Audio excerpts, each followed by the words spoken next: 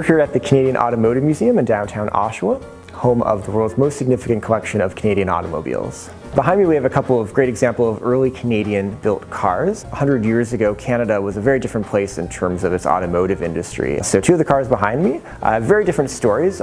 We have the Kennedy, which is from 1909, which is a great example of an early Canadian company that didn't really make it for a number of reasons. The car they ultimately came out with was a bit dated by the time it actually arrived on the market, and so you'll notice it has very high wheels, very much looks like a carriage still. And compare that to the car next to it, which is an early Model T built here in Ontario. With Ford, he was moving very quickly, staying very up to date in terms of his fashions, and so you'll notice that the Ford has a windshield on it, it has pneumatic tires.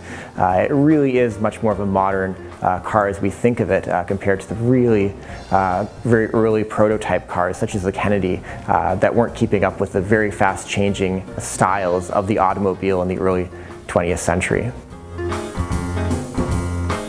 We're here with a 1912 McLaughlin Buick. McLaughlin Buick is a hybrid of the McLaughlin Carriage Company, which built the bodies, and the Buick engines, which were imported from the States.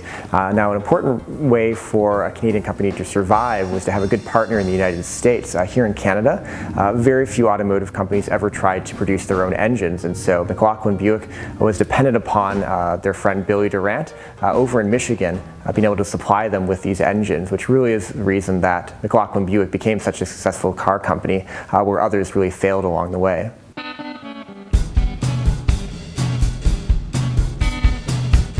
We're here at the 1955 Buick Special that was built here in downtown Oshawa. This is indicative of the type of car that a family will look for and purchase in the 1950s. So it's a four-door sedan. At a lot of car museums you'll find that only the most expensive or the most glamorous cars are going to be displayed. Well, here in Canada we focus on the types of cars that people actually drove, and so the 55 Buick is really representative of the type of car that a family here had in Oshawa, a car that was built in Oshawa for people that could afford a family car at this period.